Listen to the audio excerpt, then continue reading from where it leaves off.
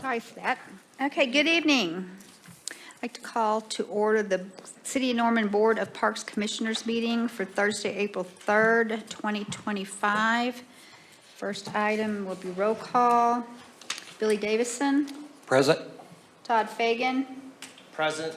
Christy Isaacson, Here. Mark Nanny, Present. Cheryl Sheriff here. Will Spain, Ellen Usry. Here. Christina Wyckoff, Present.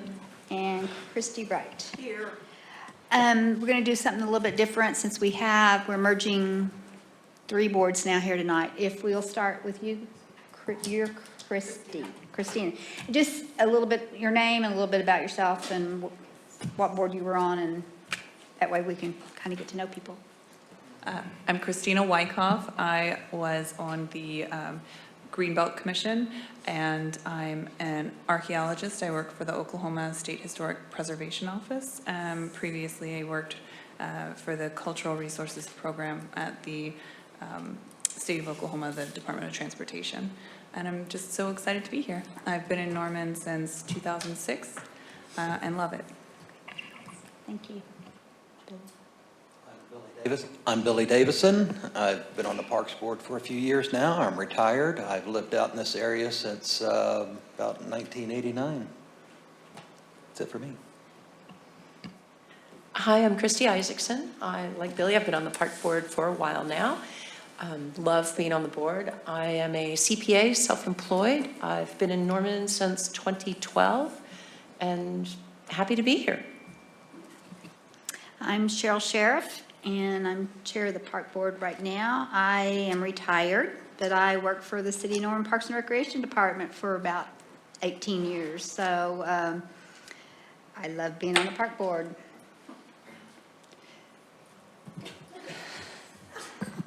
I'm Ellen Usry, and I'm on the Park Board. I'm retired, and I used to work at the City of Norman.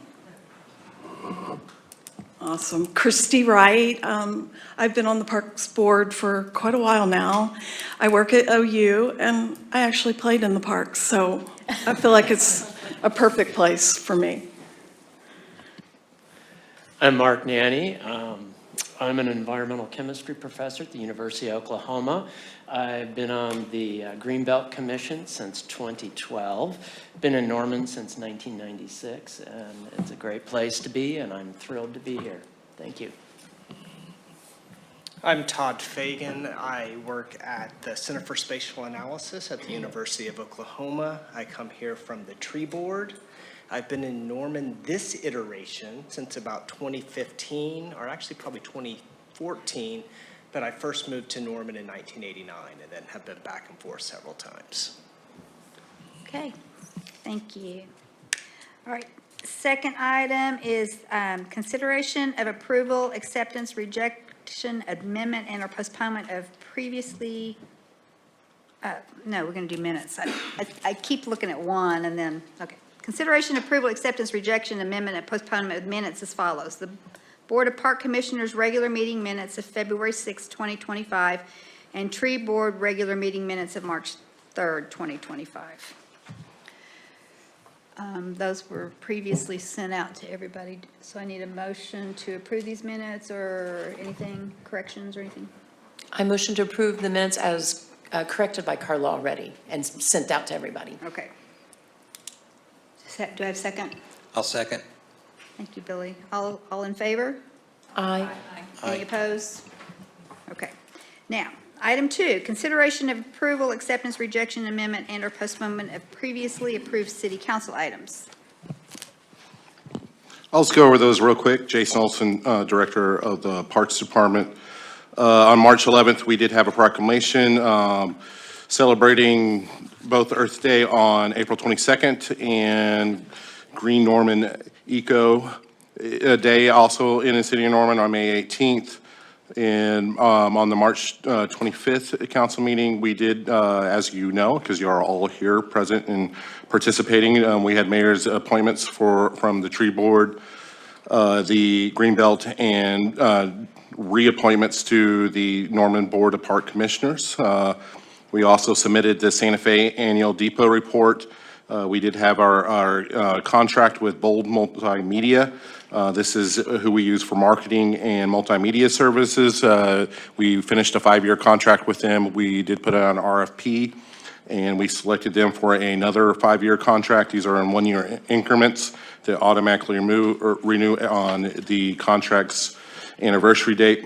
And then we did have appropriation of $59,193 from the Norman Ford fund balance to finish off and pay off the art project at Adult Wellness and Education Center. We had some money set aside for that, did not have it encumbered, and it accidentally got used for the public art that is out there on flood, so we had to reappropriate money to go ahead and pay that up. And the reason that happened is just because not very often do we have public art projects going on for Norman Ford by 2 different departments, and Public Works did not know that was set aside for our senior, but it all worked out in the long run. We're paying our art. It's already installed. It looks cool. So, any questions about that from anyone? Item 3, consideration of adoption, rejection, amendment, and/or postponement of the request from Robert Scaife to install 2 informational kiosks within the garden at Colonial Commons Park.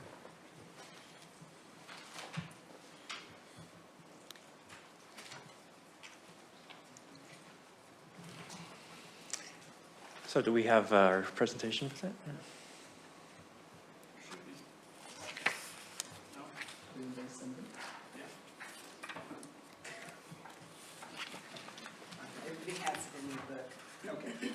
No, we don't. Oh, look, they have them. Okay, yep, there is, okay. Thanks. That'll remind me what I was going to say. There we go.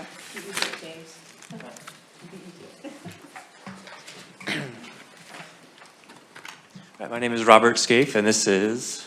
Hi, I'm Alex Lanfear. We are with Red Dirt Collective. Yes, and the Red Dirt Collective has maintained this community garden that is at Colonial Commons Park for about 5 years. And so the slides that you have in front of you show a little bit about the garden, what it does, and why we are proposing to put up an informational kiosk, basically a bulletin board like you would encounter when you're going hiking, you know, at the beginning of a hike, in order to provide information for people who come to the garden. So the public services that are provided by this garden, we do, as of last year, now have 6 adopt-a-plot beds for people who live in the community to have their own little space in the garden. We also have some wheelchair-accessible garden beds and a wheelchair-accessible pathway that is used by ABLE.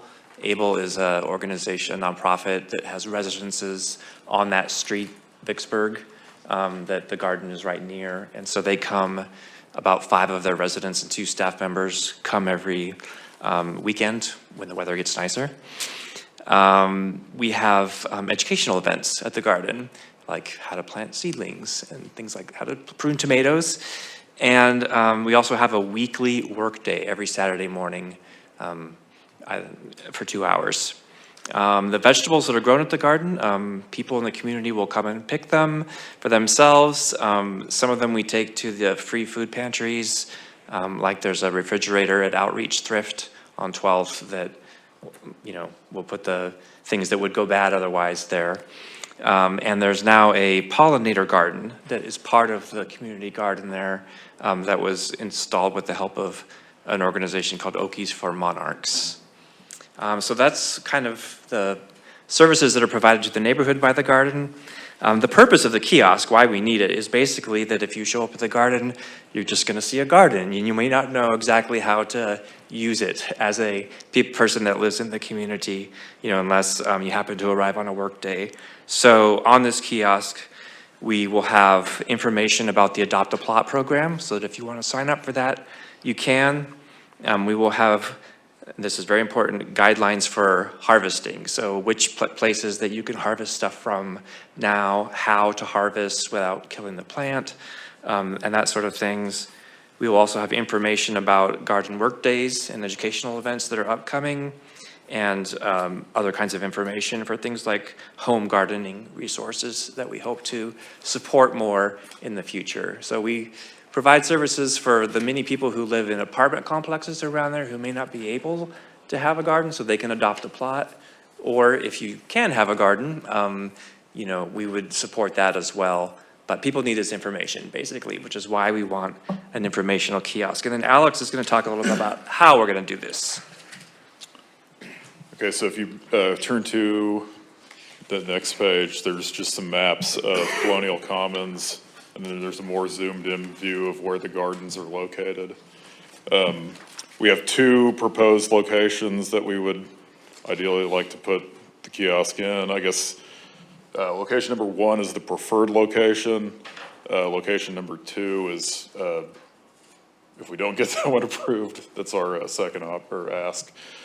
The next page is a page that kind of describes the layout of the garden as it is now and where the location of the kiosk would be if we would put it in there. And then there's there's a design that I just drew up in some CAD software of kind of what we're proposing to build. It's going to be about 5 to 6, or I guess 6 feet wide total, and a little over about 9 feet tall. I couldn't get really a good 3D view, so if you go to the next page, there's the profile view of the side of it. We're going to put that in about 3 feet deep with 12-inch holes cemented in the ground.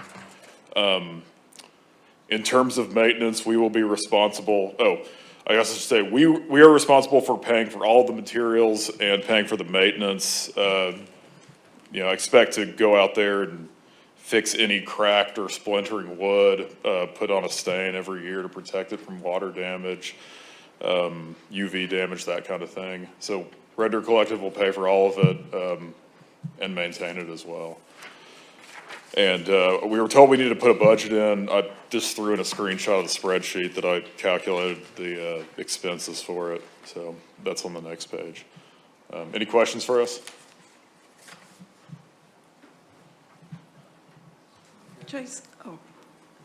Jason, I have a question.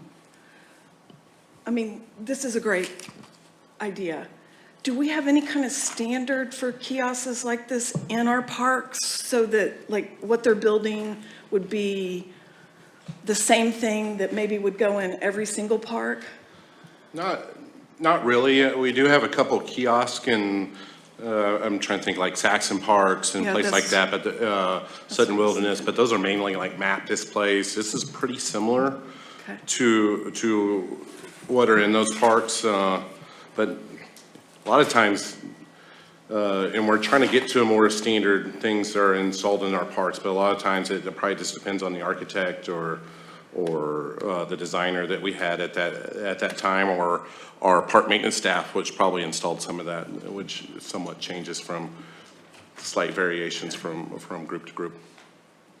Thanks.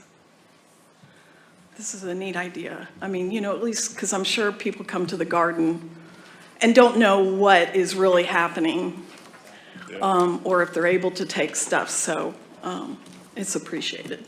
Thank you. I didn't know you guys had been there for 5 years. It's really awesome. This is our 5th, yes. We're starting. Nice. I was starting, let's do it for a while. Any other questions? Okay. Staff is recommending that we do recommend the director to approve these kiosks to be placed within the garden area of Colonial Commons Park. So do I have a, go ahead. Is it 1 kiosk or 2? One. Okay. And Okay. either location that we propose, they're all within the current garden Gotcha. space. Okay, so it's for one informational kiosk. Okay.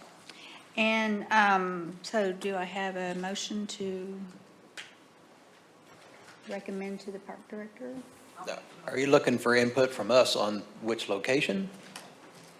Yeah, if you guys have that, that would be great.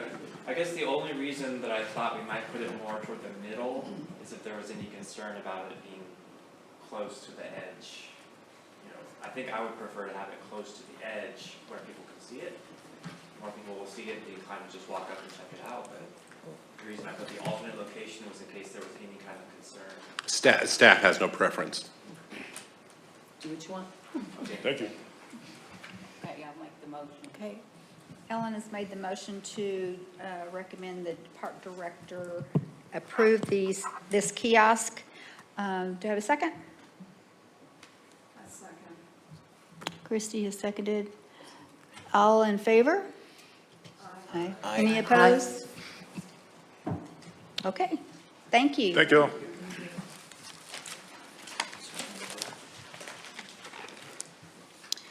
Okay.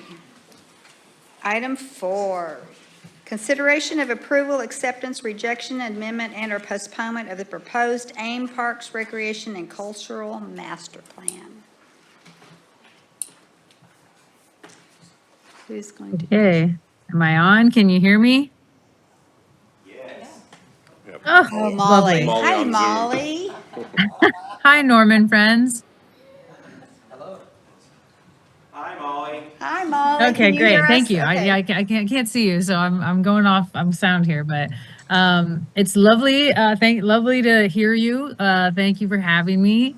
It's super exciting that we've gotten to this point. I know most of you are familiar with AIM Norman at this point, but just in case, we've got a few refresher slides. And then I think the emphasis today, we want to talk about, the main goals and recommendations that specifically came out of the Park Recreation and Culture Master Plan, and then just kind of describe some of the next steps. But this is a big step on our timeline for this process. So thanks for the chance to walk through this real quick. Yell out if you want me to stop at any point. Otherwise, we can chat when we get through it. For those who don't know or need a reminder, the AIM Norman Area Infrastructure Master Plan will be comprised of 7 distinct elements. We're talking about the Parks Plan today, but the wild and crazy plan to update all of these plans at one time is an amazing opportunity and endeavor that the city chose to take on. And we're going to talk about one component of that today. But the purpose of doing all this at the same time was to really get the community involved, think about a vision for the future, think about synergies and opportunities to do things together with infrastructure. There's a big emphasis on affordable housing. And then again, just really bringing people together to listen to the ideas of the community. And a shout out to appointed steering committee and partners that helped kind of oversee all of those plans. It was a big lift. So these are amazing volunteers that we want to say thank you very much to. And then we have our fearless park subcommittee. Shout out to Cheryl and Mark and Lee, who I assume are all in the room. Hello. If anyone else is there, hello and thank you. This was an amazing committee that I got to work with throughout this whole process, and we focused on areas of trails, recreation, park development and impact fees, and arts, cultural amenities, and historic buildings with the partners of RDG, Pros Consulting, and Garber. What did we do throughout this whole process? We inventoried all the parks and recreation areas with tours. We met regularly with staff. We conducted very robust public engagement. So we heard both online and in person. There were regular subcommittee meetings where the group helped us move through the process. We did a program analysis for all the recreation facilities. We talked about marketing and branding. We did goal setting, and we identified synergies with the other planning opportunities to develop a long-term plan that can serve the Parks Department for many years to come. There are a lot of parks in Norman. We not only visited them, but the various cultural facilities that are also managed by the Parks Department. We visited recreational facilities, and we did some really robust public engagement through both open houses and online through web events. And I come back to some online surveys because one of the cool parts about this plan is that it was very community driven. And while our community events were focused on all the plans, parks and trails came up throughout the public engagement regularly. We got to ask park specific questions online, and you can see the results of people's preference of what they'd like to see more of in their closest neighborhood park, focusing on natural areas and native plants. Excited to hear about community gardens and pollinator gardens right before this, because give the people what they want. Norman talking about increasing offerings, an enhanced trail system regularly emerged to the top. So you'll see that as a big goal that comes out of this plan. As we dove deeper, Cheryl and Lee had a big part in this, but the working to understand commercial development impact fees and how those might be used to support future trails and beautification efforts. And we were pleased to see that people strongly supported this idea. And then additionally, expanding neighborhood development impact fees to not just support parks, but also recreation and cultural facilities, because they are such an important part of what the Parks and Recreation Department provides. And again, we saw a lot of support for that as well. Moral of this story is that people love parks and trails, and that was very exciting for us. And as we move through this process, we actually collected a ton of data. I am not going to show you all the charts and graphs that Brian produced for us, but we have them if you'd like to see them. What we did break down is the recreation programs to understand and make sure that we were serving the community really robustly. Good news is the Parks Department does an incredible job. And the recommended areas of growth for recreation in the future included things like adult fitness, outdoor recreation and environmental education, community gardens, community events, teen programs, affordable childcare, outdoor adventure, and adaptive programs. I promise I won't show you too many charts, but this is, we conducted an analysis of facility priority this is just a tool to help make decisions. If anything in yellow was a very high priority, purple, medium, that light green is kind of a lower. Doesn't mean it's not important. That just is how this analysis came out. So facility priorities, trails and pathways by far and away was the winner there. And then program prioritization, community events, and arts and culture and performing arts. No surprise there. Additionally, we scored the facilities that recreation programs occur in to help the department plan for long range things like upgrades or improvements, ways that they can identify and prioritize budgeting in the future.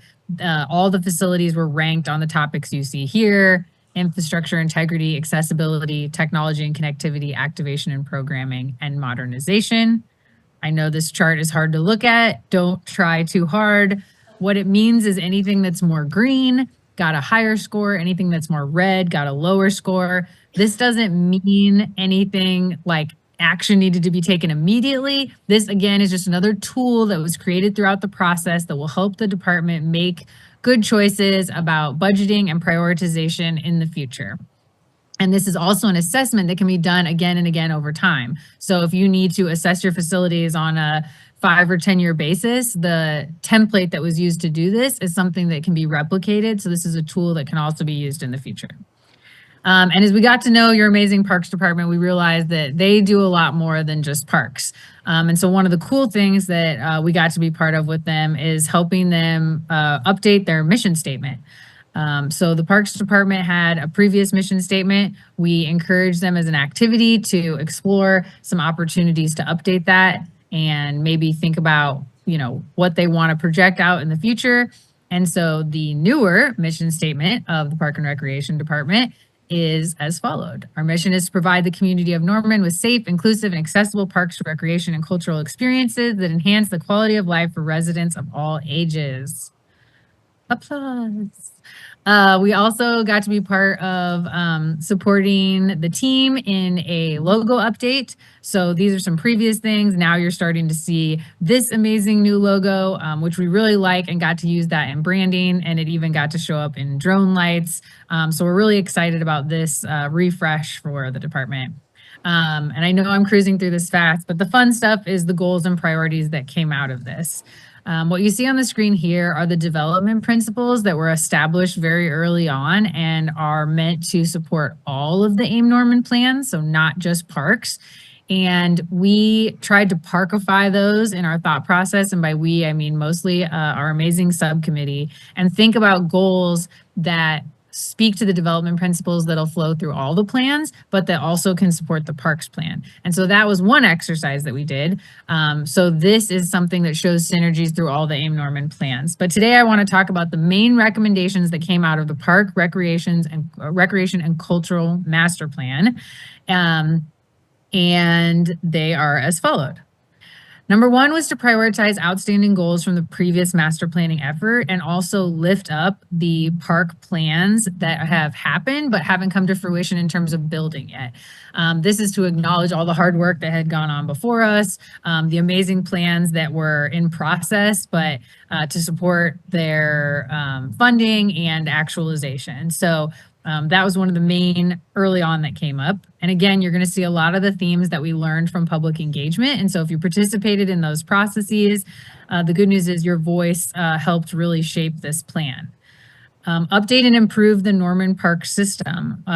There are all sorts of opportunities to grow, improve, and expand a park system to support a rapidly growing and expanding community. And so that was our second big main goal. And then also thinking about replacing and, keeping things nice as we move forward.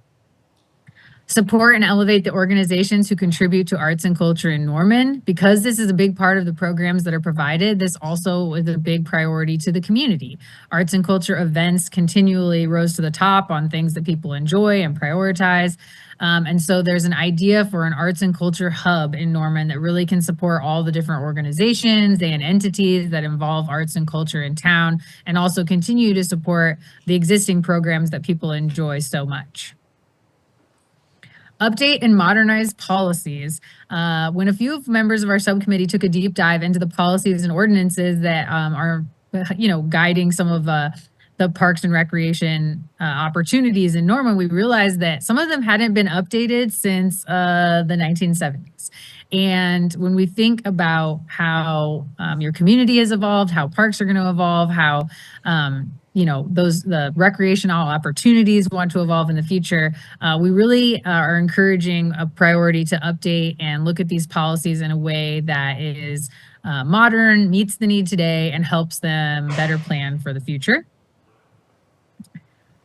Creating opportunities for connection and growth. This is the umbrella that we put the idea for creating a comprehensive trail network. The Greenbelt Committee has done such a good job, and we based the initial plans for trails off of the work that had been done there, but also thinking about expanding that opportunity. A comprehensive trail network is an opportunity to think about how that would travel all to and through Norman, and how we can expand and do that. So the first recommendation is a master plan for that effort, but also thinking about connection in other ways. How do we connect neighborhoods to parks, people to parks, schools to parks, really thinking about accessibility and connectivity.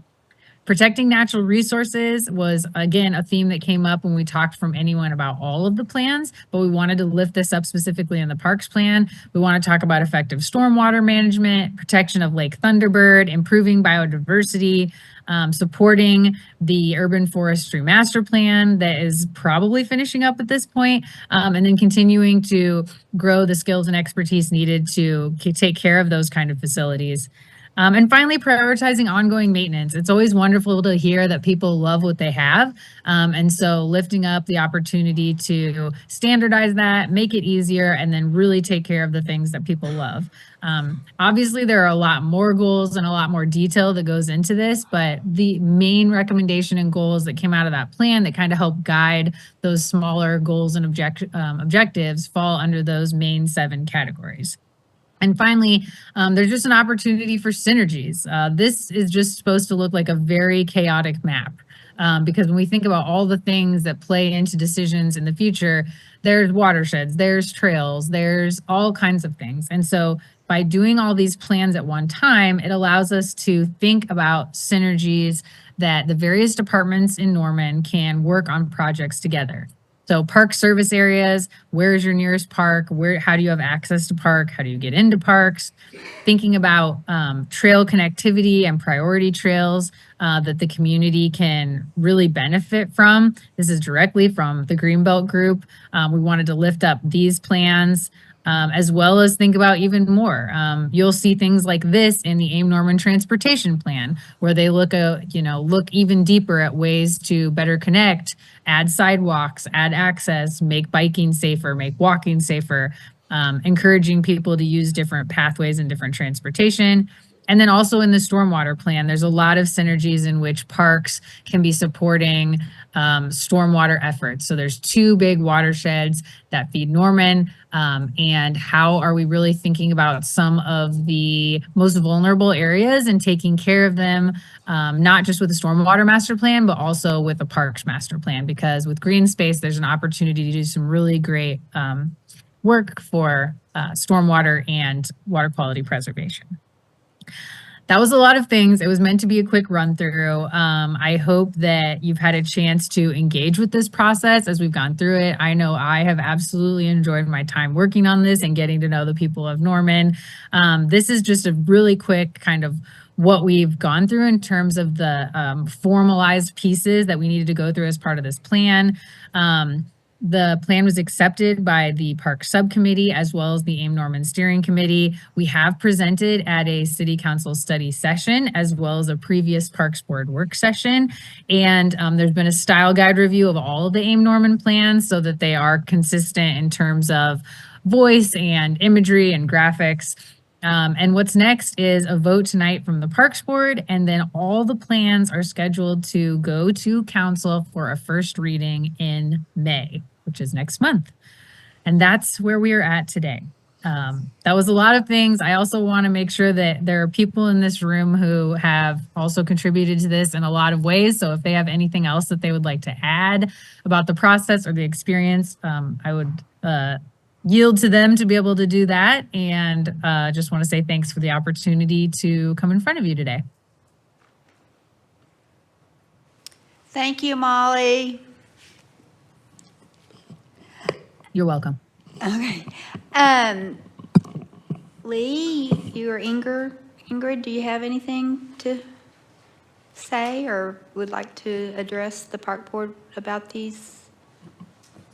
The only thing that I want to say is thanks to Lee and everyone that served on the committee, the staff that put the time, Molly and her team, and then all of you for so graciously listening to the plan. Every single one of these plans, so much went into them, and I mean, I'm just amazed at the quality of the work, to be quite frank. So thanks to all of you who were involved in creating this beautiful plan for the city of Norman. Lee? Well, I have, spoken with you all before and just want to thank Molly, and we really hit the jackpot when we got Molly assigned to us from the RDG team, and it's been such a pleasure to work with her. Jason, James, Wade, Mitchell, all the park staff, Carla, the glue of the whole thing. It's just really been a pleasure to work on this, and I'm just so grateful to have been given the opportunity to do it. And, when you see it presented in 10 minutes or less,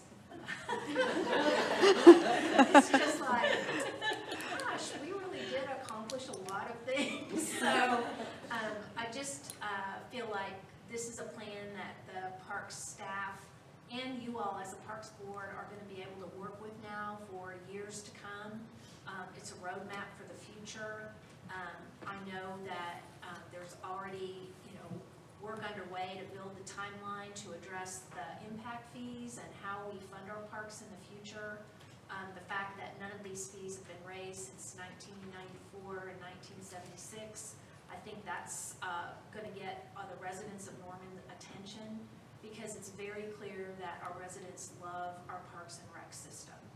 I think the other piece that I'm really excited about is the fact that we've also had the opportunity to elevate the cultural assets. This is something that is responsibility of this department, which is quite unusual.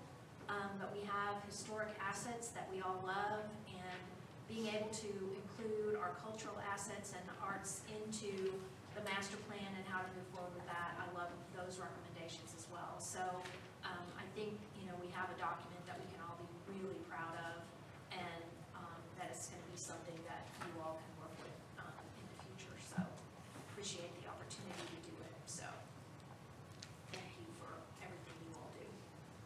Thank you. Are there any other public comments about this or questions? Any comments or questions from I the have a board? question. Okay. And I'll admit, I've not had a chance to read the whole book yet. I'm sorry, I got it, but I haven't read it yet. So on one of the slides, and it's not a big deal, I just want to understand how I'm reading it. It was it's page 104 in the packet. It's the slide under plan recommendations, number 7, prioritize ongoing maintenance. There's the one about updating and refreshing park signage, and I don't quite understand the rest of that sentence. Sign family, which is, Oh, Yeah. We have a whole new sign package that's part of the master, it's in the master plan, so you can easily go back and take a look at it. so sign family, love, and brand? Yeah, so Molly may want to comment on that, because that was work that came out of working with RDG to come up with a new sign package for all our parks too. You made the comment before about, will the kiosks be the Right. same? Well, this is addressing an updated and more modern look for the parks. Molly, you want to add anything? Yeah, you said that very well, Lee. I think, not to mention the new logo, and for sake of consistency and getting the new brand out there, we call it a sign family. That's just thinking about, neighborhood signs versus more community park signs. But then also, everything from trail markers and giving it a holistic theme so that when you're in a city park, you're in a city park. We've actually gotten the opportunity to keep working with Jason and his team, and are starting a new project to develop some of that and start putting together a plan for replacing and updating some park signage. Yeah, we actually had what we call the kickoff meeting. We are using what is the sign family that's inside the master plan. We do plan on having what we call like a grand entrance sign, or what are we referring to, James? Thank you, a monument signs at our community parks, which we do not have right now. And we're looking through to go replace all of our neighborhood parks, which have the City of Norman logo on there instead of the Parks and Rec logo. They are, ironically, I think we finished those about 3 or 4 years ago, actually getting them installed at parks, but that started almost 10 years ago when we started replacing those signs. So we're going to go through there and start replacing the older signs with some of the newer signs that are in this family. They're going to be metal instead of this kind of a plastic faux look. And we hope to start doing that sometime in the fall, once we get all these signs designed and ready to go. And we do have a little bit of money that we've saved over the past couple years to upgrade signs. Thank you all. any other questions? Okay. So it's recommended that the Board of Park Commissioners recommend the proposed AIM Parks Recreation and Cultural Master Plan to City Council for their consideration and approval. Do I have a motion?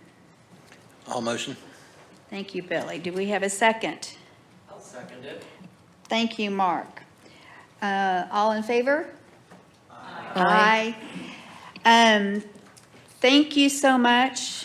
On behalf of Mark and I and Lee and Ingrid, we are so excited to finally have this put to bed, as you might say, and it'll be forwarded on to council for approval. Molly, thank you so much for your work on this. You've been great to work with. We certainly appreciate it. Yay, thank you so much. All right. Moving on, our next item is consideration of adoption, rejection, amendment, and/or postponement of proposed Westwood golf fee increase. Mr. Parrish, that would be you.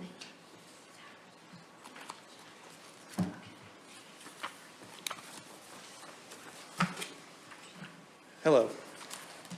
Thanks for having us. My name is Rick Parrish. I'm the golf professional at Westwood Golf Course. Are you related to Dawn? No? Oh. Gotcha. We are proposing that July 1st, hang on, let me get these. I thought this was going to be last. Yeah, if you look inside your book, it's page 112.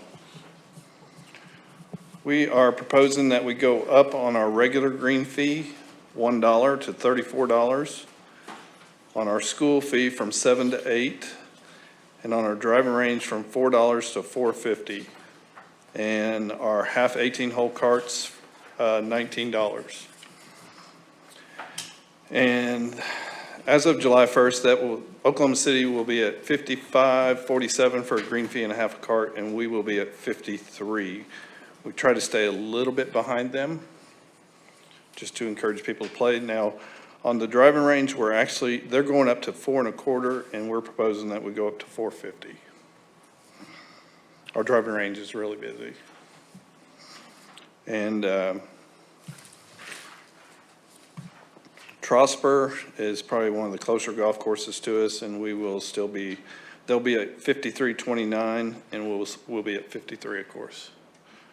And one of the things that we hear a lot of, especially from the seniors, is that Trosper is cheaper than us right now. And it's only by a little bit, like change.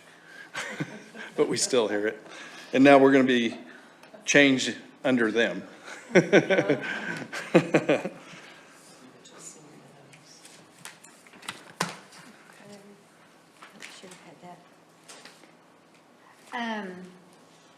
Any questions regarding this? Just curious if you've heard feedback from the gripers. Just wondering. Oh, no. No? No. Okay. They just like to tell us that we're more expensive.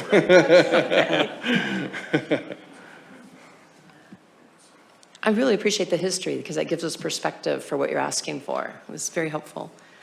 And is the OKC really the senior fee only 10 and the junior 22, or is that flipped in the data? That's flipped. Okay. It doesn't matter. It's just, I kind of made that on my own, but. Where's that at? Oh, July. Yeah, I probably made a mistake entering that into the spreadsheet. Oh, Apologize okay. for that. What is the fee in OKC courses for seniors Seniors? after July 1st? 2202. Okay. And the juniors Yeah, are it's flipped. 1006. Didn't mean to get in trouble, Jason. Yeah. Could have somebody, I'm not the first person, I can't help it. I know. Okay. All right. Staff recommends that the Board of Park Commissioners recommend the Director of Parks and Recreation increase pricing at the Westwood Golf Course as presented. Do I have a motion for that? Motion to approve it. Thank you, Christie. Second? Second. Second. Thank you. All in favor? Aye. Any opposed? Okay. We'll call you back up here in a minute. All right, thanks. Next item is consideration of adoption, rejection, amendment, and/or postponement of the Silo Mural Project at Griffin Park. All right, I'll do this one real quick. Jason Olson, Director of Parks and Recreation. We did start working with the Norman Art Council, I think towards fall of last year. We purposely, during the Griffin project, did repaint the silos, and we left those white. We got prices basically to redo those as they were. beforehand, before we made them all white, or kind of update it or put signage on there. And then we kind of talked with the Norman Art Council, and it was about $10,000 to $15,000 more in their estimation to go ahead and do art on there. So during that project, we decided to go ahead at some point, once we wrapped up to work with the Art Council, to do a small art project on the silos. The city, through Norman Ford project, decided that we could do about $30,000, and through the mural program that is currently happening right now at Norman Art Council, they will throw in $10,000 for a total of a $40,000 project. And did we upload those pictures into the? We did not upload this. I got to start sharing some of those pictures with Mitchell, so when he makes this, we can actually show them off. So we'll hold them up for the dozens in the crowd to look at. One side of the silo will have a buffalo with flowers behind on it, and the other side, the silo, will have a scissortail flycatcher with flowers behind that. We've also talked about go ahead and adding our new logo to the top silo, which is, you can kind of see here in the middle on both sides. So it could be, you have the Norman Parks and Rec logo to go along with that. We did have a selection committee, did put out a call for artists. There was, I believe, over 100 artists that did put in submittals for this. We cut it down to, I believe, 6. And then the selection panel did come to this final decision and is going to make this recommendation to council at an upcoming meeting, I believe, at the end of April, to go ahead and do this public art project. Okay, perfect.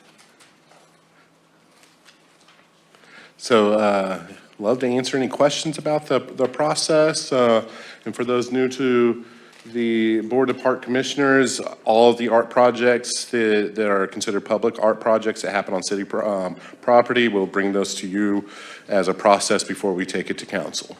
It will go through the Public Arts Board at Norman Art Council, go to you for recommendation, and then eventually go to City Council for basically final adoption of that. That's how we like to get our public processes in. Jason, is this a local artist or instead of painting some?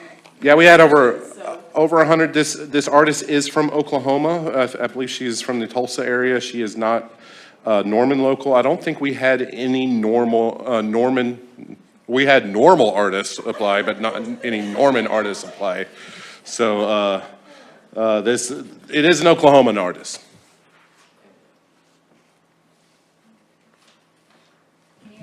I'm just curious about how, like, the swallowtail is larger than the silo. Is it going to wrap around in some way, or no? Is it just the way? Correct.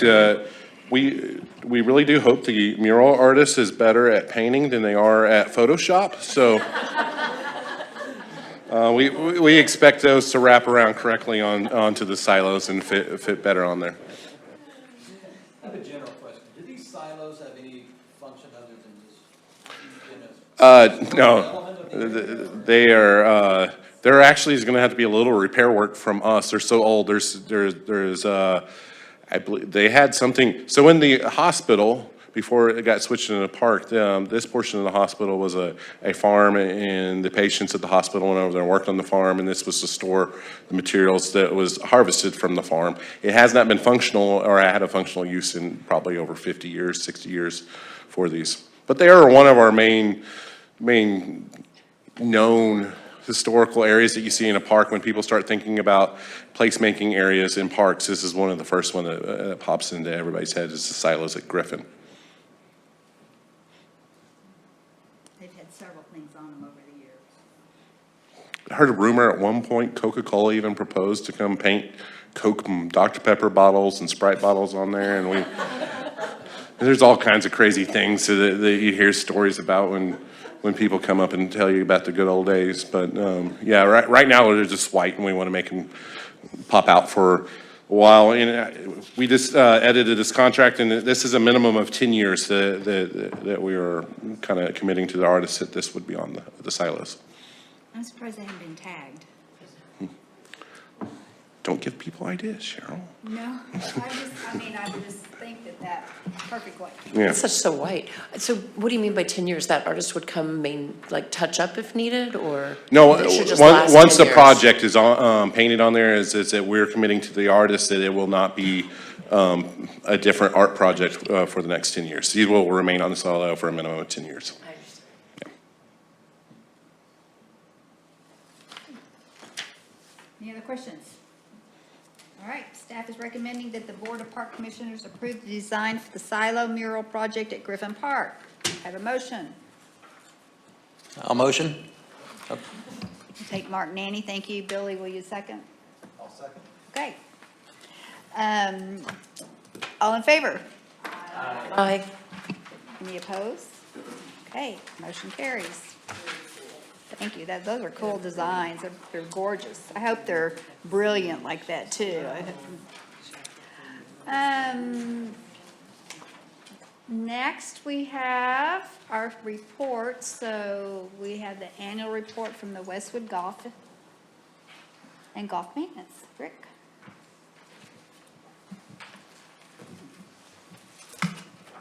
Still me. Some of the biggest news we've had this year is Bobby Floor retired on January 3rd. Bobby had worked for us for 38 years as the assistant golf professional too.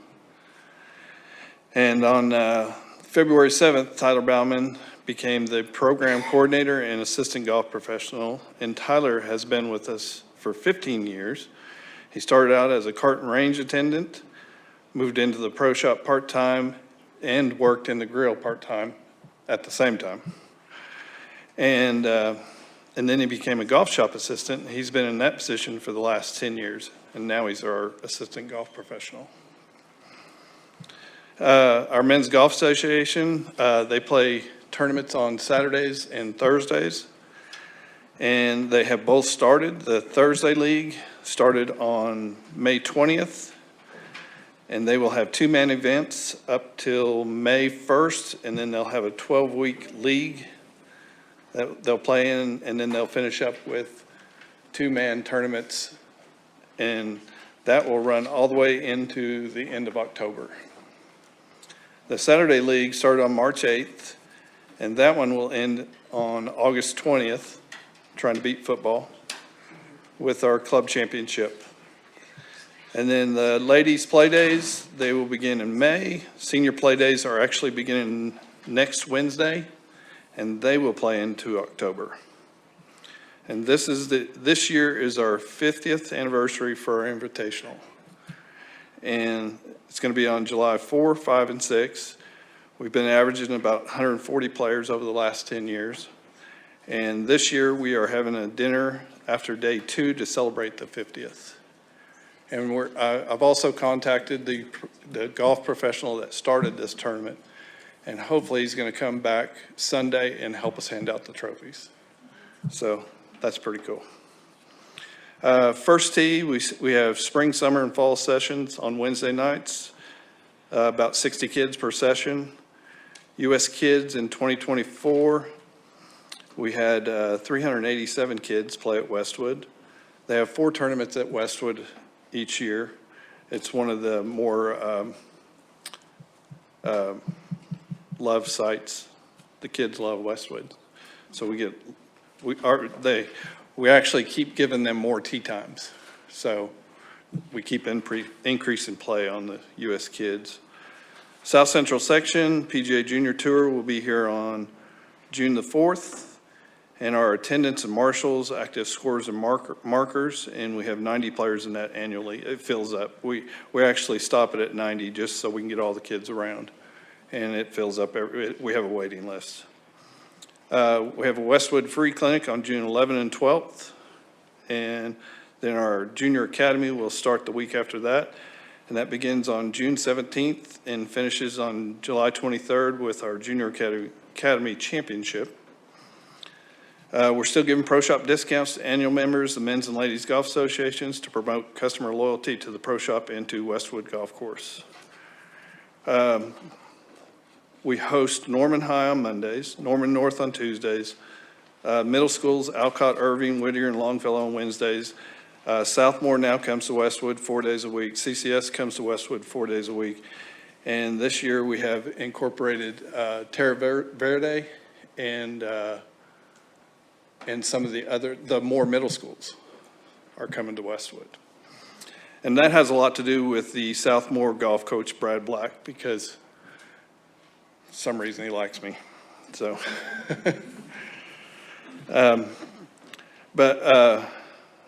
We started a new tournament last year. It was the Robert O. Smith Spring Break Junior Invitational. That was started by Greg Grost. And last year, we only had 24 players in it. This year, we had 36. And they played on the day they played, it was super cold and super windy. And none of them quit.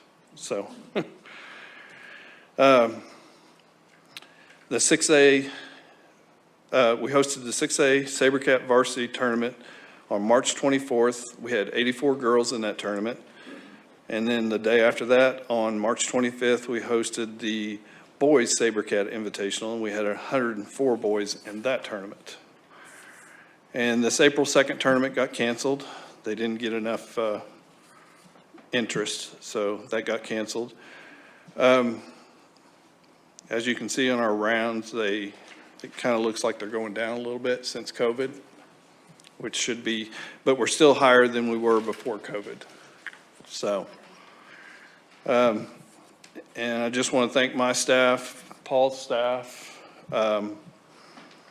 Mitchell, Jason, Carla, and Esther Rojo has been great. She pays our bills. She teaches us how to use Munis. She's been really great. And that's about it. Y'all have any questions? I mean, you mentioned the rounds being down. Any idea why? I just think we spiked during COVID.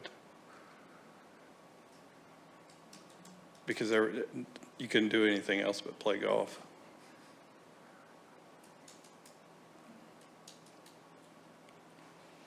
Okay, I mean, I'm just curious, I didn't know if. Yeah, well, if you see that, they jumped like 8,000 rounds from our low in there. We went from 30,000 something to 38,000. Well, 20 would be COVID. 21 actually would have more of COVID in it. Do what? Oh. Because it would have been July of 20 to June of 21. FY 21 would have been. Yeah. Any other questions for Rick? All right. Thank y'all. Thank you. Paul? Present our maintenance report. Good evening, everyone. I'm Paul Kraut, the golf course superintendent for Westwood Maintenance. I'm here to update the goals and accomplishments in the past calendar year. Our maintenance staff has been working on tree work, weed control, and a back tee construction. I want to go into a lot of details on that, but basically that was outside of our regular maintenance, mowing and trimming and fertilizing and watering. The projects we did were trimming trees for pace of play and ease of maintenance, and just beautification, lower limbs on trees so equipment and carts and whatnot and golfers can get through. Removing stumps and dead trees, which is somewhat ongoing, but a majority of that work is accomplished. And we had some help from Parks and Recreation and Public Works with some machinery and help on some of the larger areas like ditches and whatnot. And the next part would be number 2, we have a plan on extending the golf course, the back tees for maybe to be able to have some events that need a certain length of the golf course So maybe in the future, so we've been trying to extend the back tees. So we did a project on number 2 where we extended the back tee probably 22 yards. And so that overall plan is, it's going to take many of those to accomplish a longer golf course. The driving range tee has a matted area on it now, and that was mainly because of the range gets a lot of play, and there was a lot of damage to the tee from when the grass isn't growing, and they're still hitting on it. So we put them on mats when it's not growing, and then we'll put them back on the grass when it's growing, and hopefully we can maintain a better surface tee grass area. And then weed control has also been a main focus with Dallas grass, nutsage, kalinga, goosegrass, knotweed. And those are the main ones. And we've made huge progress in reducing that and trying to have a lower threshold of acceptance. And I'm getting feedback from the golfers that they're noticing that. I just want to say thank you to Parks Recreation Director Jason and the head professional Rick Parrish, and all the thanks that Rick put out there with Carla and Wade and Mitchell and Esther and her training and whatnot. Yeah, it's all there. So yeah. Does anybody have any questions for me about Westwood Golf Course? It's just good to hear that the golfers are actually noticing some of what you're doing. That was, I think the biggest thing they notice is that we've removed so much underbrush and tree limbs and whatnot, so its beautification is there. It's not such an unkept look. It's more open and yeah. So yeah, but they're noticing, and yeah, you get a lot of comments from the golfers. So yeah. Do you have to deal with the geese at all? We do. I don't think I share the opinion of everybody else on that, but I mean, the geese are a problem. I like wildlife. They do create an issue, but I'm not the one to, discuss that. I don't want to, manage wildlife in the process, but it is a problem. I mean, there is definitely a problem there, and it's been discussed lots of times, that, what the droppings and whatnot, and there's lots of, resident geese at Westwood. So, and yeah, there is. Do the other parks have resident geese? I don't know. I don't get to all of them. Yeah? Yeah, I don't know what the solution is there. I mean. do they end up chasing the golfers or anything like that? Or is it really just really. more the mess? It was definitely better when there was a lot of foxes on the golf course when I started 3.5 years ago, almost 4 years ago. And I don't know there was probably a couple of dozen foxes. And now there's no foxes and the geese are, yeah, so it's extensive. But yeah, I don't know what happened to the fox. I have no idea, but. Yeah, I don't know. We didn't kill them, but, it sure appears as if they moved vacation somewhere else or something. I don't know. Yeah. There's some really nice artwork on the trains that I pass on Flood. I thought that would really look good on the silo and stuff like it. Just a joke. Did you guys ever notice all the trains that are filled with graffiti and stuff? Oh my gosh. Some of it's actually pretty good art, actually. But anyway, excuse my fun. But thank you for having me tonight. Does anybody else have any questions on Westwood Golf Course and any suggestions or anything?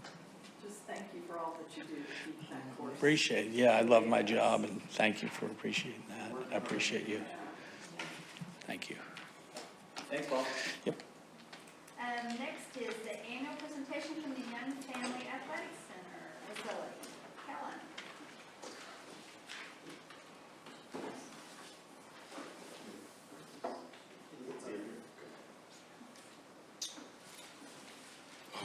Okay. Hello, everybody. All right, I'm Kellen McCoy, and I'll be presenting to you guys the Young Family Athletic Center's annual report. Obviously, this is a new facility in Norman, and growing up here, it's been awesome to see it happen and see all the kids and the community using this facility and with smiles on their faces and getting to use it for so many different things. And so it's been really, really fun for me to be involved in it and be able to see it all happen. And I got hired in July of 2023. And so, was it 3? Yeah. Okay, just making sure. And so I got hired and I started and I was working over here while the building was being built. And then once it opened up I got over there in I think January, and then we opened in February. And so it was really, really cool to be able to come in on the end of it and see the facility built and see a lot that went into the finalizing the building and then getting started. And when we opened right away, we immediately took off. We were starting our youth leagues and trying to run tournaments. And so we worked through a lot of early facility issues and maintenance issues, and thanks to the city of Norman and Wade and all the Cavins and all the other people that helped us get through those first couple of months. So it's been fun. To start, so we'll go through, we'll introduce our team, talk about our facility and kind of what we do. We'll go through a financial report, stats, our programs, our partnerships, and and then the future and what we'll be doing. So our team, I'm the facility operations supervisor for athletics. Marina just started, Marina Wells, she's the facility operations supervisor for aquatics. We've got 4 program coordinators. JC Germany, Evan Alexander are on the rec portion. Travis Curry is with us. He runs our leagues and tournaments. And then Erica Rainey, she is our aquatics program coordinator. That's our teacher picture. And then, so as our facility goes, we've got our 2 operations supervisors, our 4 coordinators. We've got 3 recreation techs on the gym side and 3 on the pool side. And then we also have 3 leaders as well. And then we have a bunch of rec specialists as well. Our facility is, and I don't know, hopefully you guys have all seen it, but it's 122,000 square feet. It's on 12 anchors. It's got, it's a state-of-the-art facility that holds 8 basketball courts that can be turned into 12 volleyball courts or 18 pickleball courts. Our pool, we have 2 pools. We have one 8-lane competition pool and then one 4-lane recreation pool. But the main thing is, this facility offers top-of-the-line equipment, top-of-the-line courts, pool, in an area where people can come from in Norman or from out of state and be able to get everything that they need in a very, very close vicinity. So there's 4 hotel rooms, or 4 hotels right there with 600 rooms in walking distance. You've got all the food across the street. You've got retail. It's really everything that you need for families to come to events and be able to go to games, go to a game at 2 o'clock, go eat, come back for a game at 7 o'clock, go stay at the hotel, wake up the next day and do it again. So it's really the perfect facility and the perfect place to do those things. And then our hours of operation are Monday through Sunday, 6:30 a.m. We open for the swimmers for the most part, and they come in the mornings pretty early, and we've got some pickleballers that come in the mornings early. And then we close at 8. Saturdays we open at 10 a.m., close at 8 p.m., and then Sundays we open from 12 to 4. All right, so we've kind of played with this a little bit. We have had our individual day passes, which are now $5 for adults, and then 12 to 3 years old, it's $3, and then 3 and under, it's free. We get a ton of day passes at our facility on a daily basis, obviously. And then our members, our individual memberships are $20 per month, families $40, and then our individual annual is $240 a month, and then, $240 and then $480 for the family. And then as far as our rentals go, We rent everything, so half court rentals are $50. Full court rentals are $85 per hour. Our volleyball courts are $70, pickleball $40. And then we have 2 conference rooms that we also rent out that are $25 per hour. Our pool rental is $3,400 a day, which includes the conference room. A lot of times we have swim meets where they'll use the conference room for their officials or just as a hospitality room. And then our recreation pool is $150 per hour, and our competition pool is $250 per hour. A lot of times, our events are combined with those conference rooms. We also rent them for birthday parties and different events and different uses. Okay, so from April to December into 2024, 327,900 people came through WIFAC, and that's from, from our leagues through our tournaments on the weekends, and those are all people that are coming into Norman and eating at our restaurants and staying in our hotels and spending money in Norman. Our participants in our youth leagues was 3,945. Which has been really, really good, and that continues to grow. Our winter basketball league is probably our biggest, and this year we had almost 1,700 in that by itself. And then we've had 47 tournaments, which range from volleyball to basketball to pickleball. We've had cornhole. We've hosted middle school basketball games. We've hosted high school basketball games. We've hosted high school summer leagues. Everything that we could find, we're trying to get it in there and get as many people in there as possible. 16 swim meets. We hosted an NCAA Division II swim meet not that long ago. So we were trying to just continue to grow and host as many events in there as possible. Our financial report, so this is from February to December of 2024. Our total revenue is $526,979.68, and our expenses is a little over $1 million. And then with the revenue of that, our facility rentals is $288,000, and then from our Rise Volleyball, which is one of our community partners, which is a volleyball program that they have 8 teams right now. So they've paid us $13,000 on the year. Beanstalk is our concession, and so they've paid $34,000 for their monthly rentals, with a little bit of interest there. And then our memberships and day passes, $51,000. And then from our Trey Young Academy, which is a basketball academy that we've started from scratch, it's been really, really good. We've got 11 teams right now, and those are all Norman kids that are a part of the program. They come in, they get opportunities to practice and train a couple times a week, and then they play in tournaments throughout the year. That's given us $17,000. And then for our expenditures, unlimited officials is our main expense, besides our salaries, and that it goes to our leagues. So we pay officials for our basketball leagues, for our volleyball leagues, for our pickleball leagues, for all of our leagues. And so that's a big chunk of it. CSC is our security that we've used multiple times, which is we have to use that when we host an event with Norman Public Schools because of the security there. And so we pay them for that, for those events. And then Trey Young Academy expenses, which goes towards our coaches and our staff there, as well as tournaments. And then our salaries goes towards our staff at WIFAC on a daily.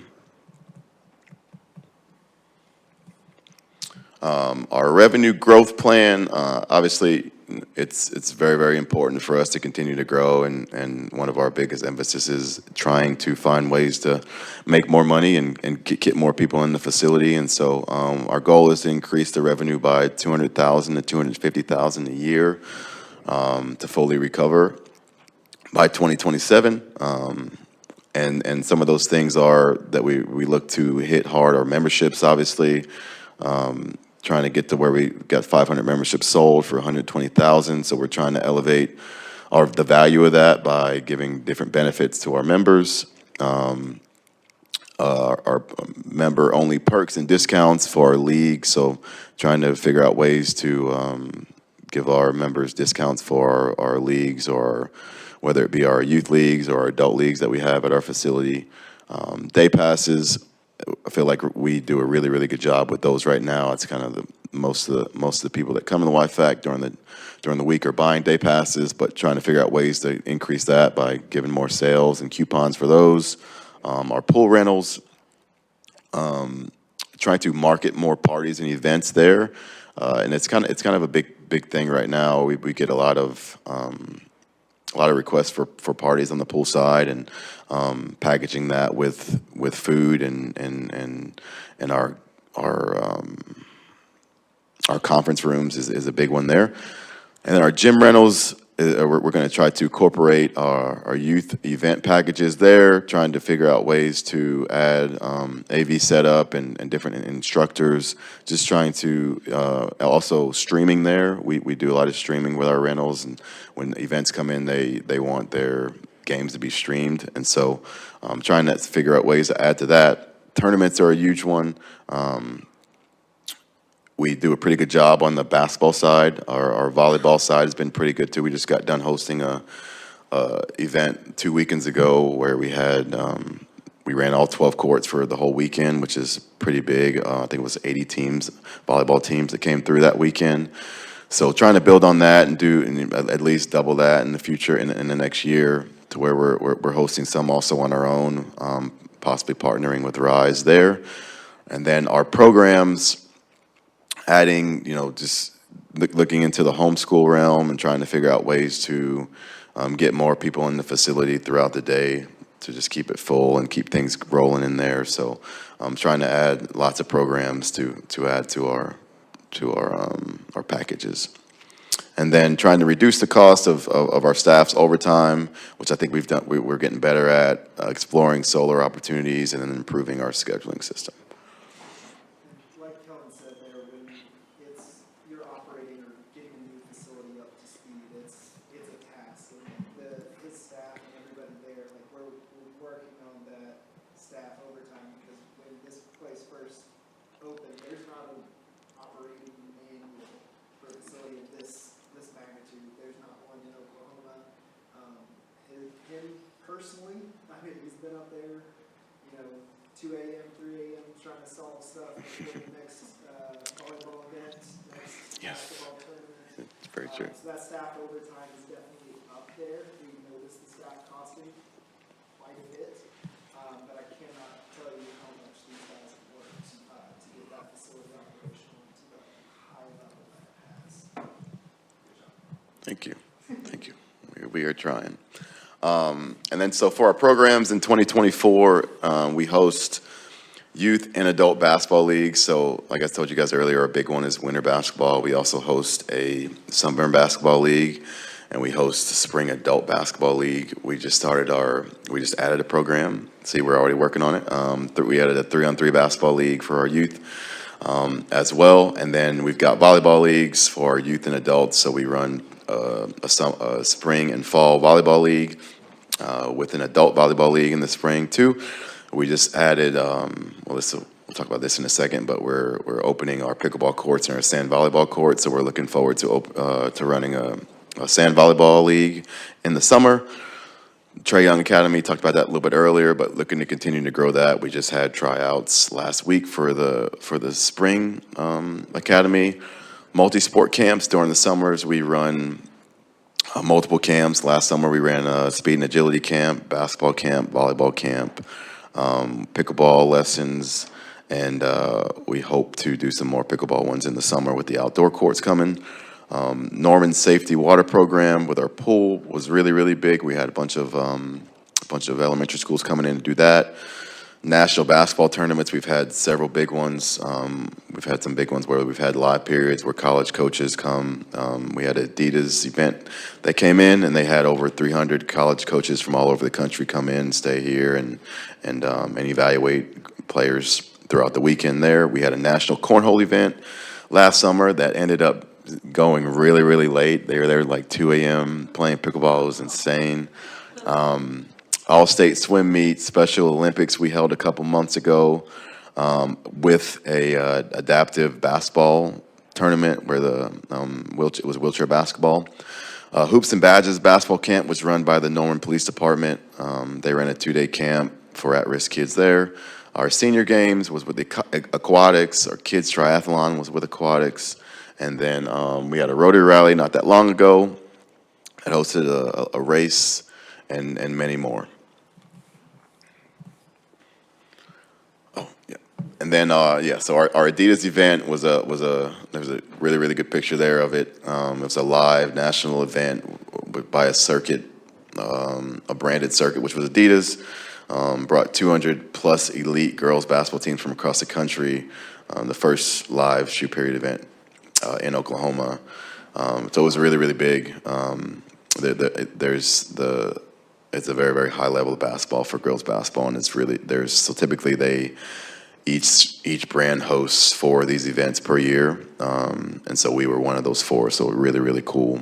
We also hosted Puma basketball. We hosted a national junior college jamboree that brought in over 200 college coaches, and it went so well that they scheduled us for their girls jamboree as well this year, so that'll be in October. So excited about those too. I remember somebody saying on that one, there was, I can't remember what year it was, but we had one of the top recruits from high school playing in that one. That wasn't the OU 5-star. She was at the Adidas one. Yeah. Okay. Yeah. We hosted Norman Educators Care Day last year, where we brought in 1,300 teachers. We fed them. They had was Ted's that we had? I think it was Ted's. Ted's catered it, but thanks to a partnership with the Young Family Foundation, we were able to feed 1,300 teachers and treat them to lunch. But also we had giveaways and gave away some gifts, and just kind of showed them that we appreciate them for all they do. Aiden Hayes is a Norman North graduate that is a USA team member. Hosted a big swim camp at YFAC, so really, really good that we were able to partner with him and just to be able to show the kids that, somebody that used to be in their shoes was able to go to the Olympics and do big things in that realm. So really, really proud of that event too. They actually got to race Aiden as well in that camp. They didn't win. And then our partnerships, Norman Regional Hospital is one of our partners, and obviously they're in our facility. Their OrthoCentral department is in there, and so they see patients Monday through Friday. Beanstalk Coffee and Snow is our concession space, and they do a really, really good job of working with us on our weekend events, but also our nights during the week where our community members are in there for league. Everybody loves it. We try to keep the snow cones off the court as much as possible. They also do a really good job working with us on our camps and providing concession during our camps throughout the day. Our Trey Young Family Foundation, the Trey Young or the Young family is very, very impactful in our community, but also very, very involved. So they do a great job with some of their donations, but also they're around a lot, and you see people of that stature that have that much money and are that busy to be able to show up and show their faces, and then they're in the facility throughout the week, just supporting us in our cause. So appreciative of them. The Norman Optimist Club partners with us in multiple of our leagues, so with our basketball leagues and volleyball leagues. They do a great job of helping support us in operation of our leagues, and we kind of split some of the duties, so they do a great job. Sooner Swim Club uses our pool all week long. Those kids are in there swimming a lot. They get a lot of use of it, so really happy to have them. And then Rise Volleyball Club, like we talked about earlier, they're new. They use our facility 3 nights a week. They've got 8 teams. They're building up to 11 teams next year, so we're excited about their growth. And they ran one tournament in there last year, and they've run a couple clinics, and we're looking to continue to grow that and run more tournaments in our facility with them. And then the future, working on our sand volleyball courts and our outdoor pickleball courts. James is doing a great job on those. We're excited about that. Our Nike retail store is hopefully opening in the next few months. We've got that kind of finalized. our plans are to start to host more tournaments that we run individually at YFAC, and that's kind of what Travis is working on. So we're hoping to start that in August, and then down the road, we're hoping to really ramp things up with a new weight room to be able to get some more members in there on a daily basis. All right. Any questions? I have a question. Back on the financial side, you have Rise Volleyball in there, and then you list them as a partnership also. Where does like the Sooner Swim fees come into the financial portion? I mean, you listed Rise Volleyball as revenue, but you don't have anything from Sooner Swim Club or Norman Public Schools or?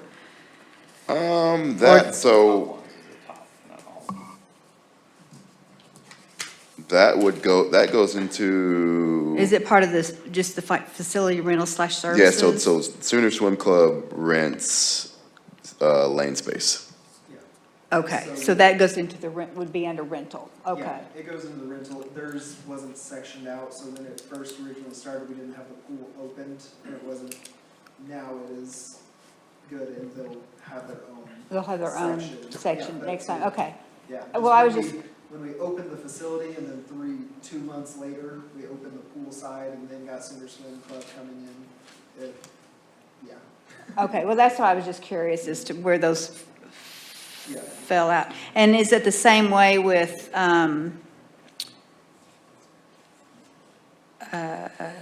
your league, is the league stuff is under facility rental and services? I would like to see that broken out as to what we actually are getting in Yeah, we from can leagues. have the full breakdown and send it to you too. Okay, Yeah. I was just kind of seeing where that fell out with the rest of that. Yeah. Any other questions? I was curious, based on your people that have been in the door, the numbers you gave, I just did an average, 27,000, a little over 20,000, 27 a month. Is there ebbs and flows though throughout the year? And what are those ebbs and flows? I mean, is January and February, you get more people in the door versus the summer? Or is there something you're looking at in particular and getting more people? Yeah, so with our, I would feel like with our local, the locals are in there throughout the year with our leagues. You know, obviously like our big one is in the winter with our winter league and our summer leagues. But as far as our out-of-towners go and our tournaments, there's the main time for that is typically from March to August. And so kind of when we opened, we were able to hit that mark, or we opened and we were immediately in that time frame where we were having tournaments every weekend and having people come from out of town. Our downtime is from that August, on the weekends at least, is from August to December, because that's when high school basketball is, high school volleyball is, and so there's not nearly as many tournaments. Most of the tournaments are during the spring and the summer, and so we're trying to figure out ways to fill those times with different things, and that's kind of where some of these events come in, like those JUCO events are in October. We've got a Special Olympics event in December, and so those are the times that we're really trying to hit to improve our revenue in those times. And is there like a max number of people that you're looking for each Event. We're We're trying to fill as many people in there as possible. 50,000 a month, or, if you even look at it that way. Yeah, and so we did notice when we first started out, those big months, those April, May timeframes, when we're getting a bunch of those tournaments in, we're averaging around 70 to 75,000 people in those months. And then once we hit those winter months is when it became there was a lot less during those winter months when we don't have those basketball. Because when we do have the Adidas tournament, or when we had that large tournament that had more of a prominent, the RWE tournament, I call it, that's when we hit capacity at the gym. We had to turn people away from the facility because it has a capacity of about 1,200 people inside that facility at one time. So we noticed that those timeframes in that April, May, June is really when you're going to see those high numbers. But we're working on finding ways and opportunities to get those fall months, getting different kinds of tournaments, because the basketball has been the main driver this year. And now we're just going to get more. I'm sitting here thinking about 70,000 people in that Yeah. space. Kudos to you guys for doing what you're doing. Thank you, thank you. So. Yeah, it gets crazy around there on Saturdays afternoons and Sunday mornings, in the parking lot and across the street, and so it's pretty busy. I don't know if you guys get time, drive by there on a Saturday afternoon and see the craziness. So are these numbers kind of generated off of 3.2 people per registered person coming to a tournament? Is that what? So those numbers are actually pulled from our Placer AI system. It's a software that we've had for a couple years now that actually pulls cell phone data. So yeah, even if you opt out or anything like that, if you've got an app that's pulling any location, yeah, it's still tracking your location. So with that, it can show you actually how long people have been in there, and our average time span is the 150 minute range that people are actually participating inside the facility. It actually goes any deeper and shows you where people have come from and where people go to, and so that's something we can use for Chick-fil-A has been one of the top ones, or the Torchy's Tacos pops up a little bit, so those surrounding They know where they've restaurants, gone. A lot of people go there directly afterwards. So the visitors could actually be more because people don't have to, I'm talking like kids come in there that don't have cell phones, but you've got Correct. a participant in the event, and they're bringing their siblings in that don't have cell phones and stuff. They try their best to average that. Okay. Yes, I mean, It's like the at software is way more 3.2, advanced yeah, than it's got a can even formula and imagine. everything, okay. Yeah. Okay, I was just curious as to how that was done. Any other questions? Thank you, guys. Thank you, Kellen. Appreciate it. Next item is Norman Forward update, and James is filling in for Jason. I am filling in for Jason. Hi, I'm James Briggs. I'm the Park Development Manager. Hi, James. Yeah, everyone. As you know, Norman Forward is about wrapped up in the big project scope, the Saxon Community Park. Construction is still yet to happen. We're all but done with the design work. We have the final presentation to our ad hoc committee, and then move on to construction documents and get that bid out and hopefully underway this year. So we're excited about that one. And neighborhood parks will go on throughout Norman Forward. It's one of the rare PAYGO projects in Norman Forward. So the development of new neighborhood parks, like we just saw with Bentley. The next one will be Blue Stem Park, officially Blue Stem, committee. We've started doing a little bit of work over there and starting to build some berms. Then neighborhood renovations, we're going to finish using an invitation to do a little ribbon cutting at William Morgan. It's an interesting, unique boulderscape that we've done out there with our play stuff, so we're excited about that one. Kind of fits in with that whole park vibe out there with the pond and the boardwalk and all the stormwater stuff we've done with our group there. Then we'll move on to our next one, potentially Northeast Lines, if we can get all the land deal done, or give away land, or swapping land. And then maybe one or two other small projects throughout, and then move on to next year. We'll do some others, Kiwanis and Springbrook, and kind of spread it around town. Trails, sometimes people forget trails is part of the Norman Forward Plan 2, and a lot of things got built already in pieces by developers and others, but we are the funding mechanism for the city's match for the large loop around the airport.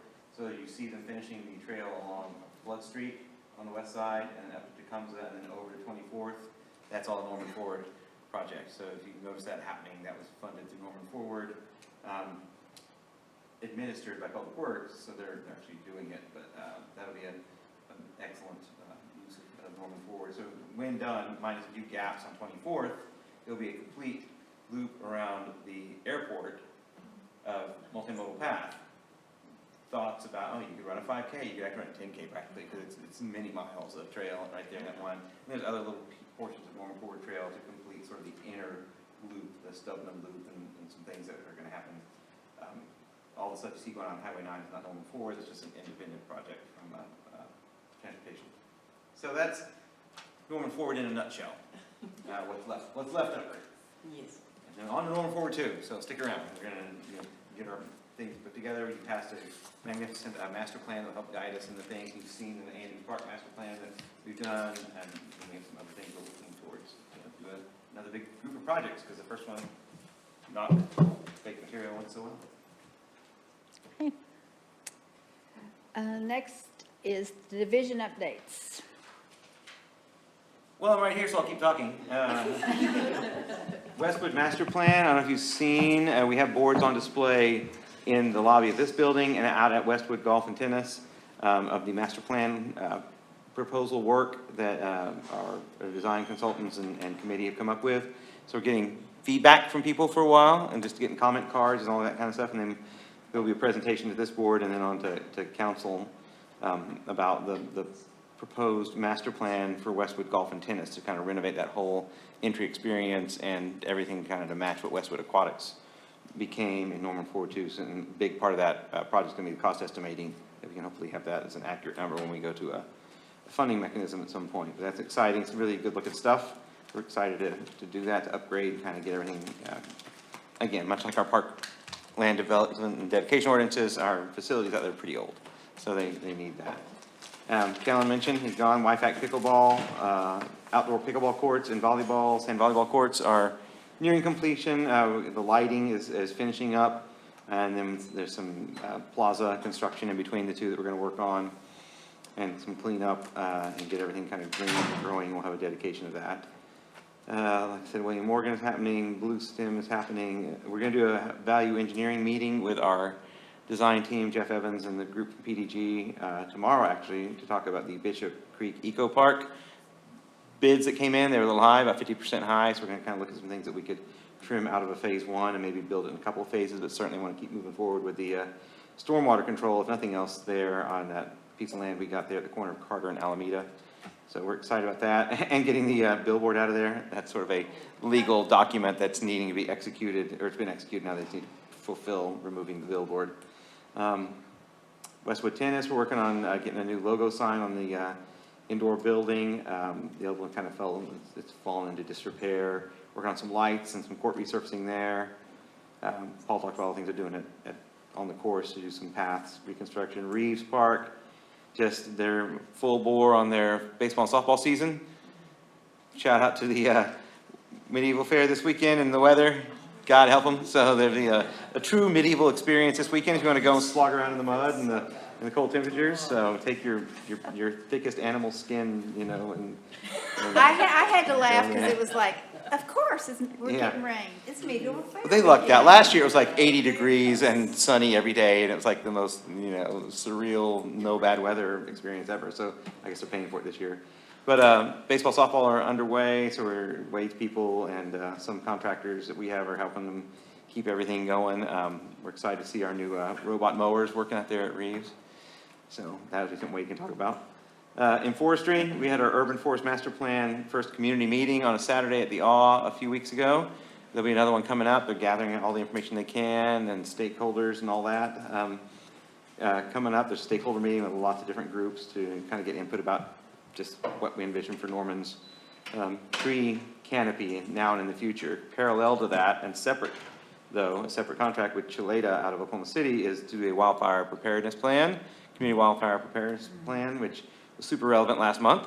There wasn't much going on in Norman, so as far as fires, there's some out east, but it just stresses how important it is. We started the process of preparing this plan after really full gear after the Maui fires a couple of years ago, and then California burns and the Carolinas are on fire, and then Oklahoma had all its. So it's super important. We're gonna have keep going with there'll be a presentation to this board for that sort of, it's more of a fire department guided thing, but forestry was able to work with them and get the funding, because once you have a wildfire protection plan in place, you can start applying for other things to help you to get public information put together, help people do things at their own property, particularly rural property that are larger, to have defensible space and do things to prepare. There's not a high risk in central Norman for wildfires. There's some risk, but there's a lot of things that go into a wildfire protection plan, and we may be one of the few communities in Oklahoma that have one when we're done, which makes it easy to compete for some state money.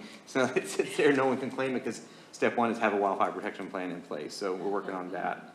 Planted some trees this winter in several parks, we get some irrigation put in place.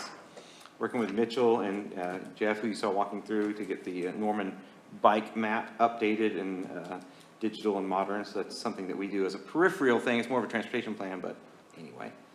And we interviewed and have made an offer to a new park planner to replace Bethany, who used to work here. So maybe next month we'll bring in a new employee and see what happens there. I'm going way back, you said something robot in the park. Robot mowers. And that brings us to Wade in the park maintenance division. Oh, robot, We have some. You can talk about it. Yeah, sure. I'm done with mine. is it like a Pied Piper with the There you go. robot in the Reeves Park? You're looking at the Piper right here. Here he is. He's got a little app. He's the app Piper. Yeah, so one of the things that we did, Norman Optimist Club, who currently runs our baseball and softball program at Reeves, came to us after the 2023 season, or 22 or 23, they came to us and was like, our cost for mowing all of these fields is labor and parts and everything. It was just outrageous, I guess, at that point, as they're trying to rebuild the youth baseball and softball program. And so for one season, we hired a contractor to go on a weekly basis and mow one time a week. Sports fields typically need to be mowed at about an inch to even lower.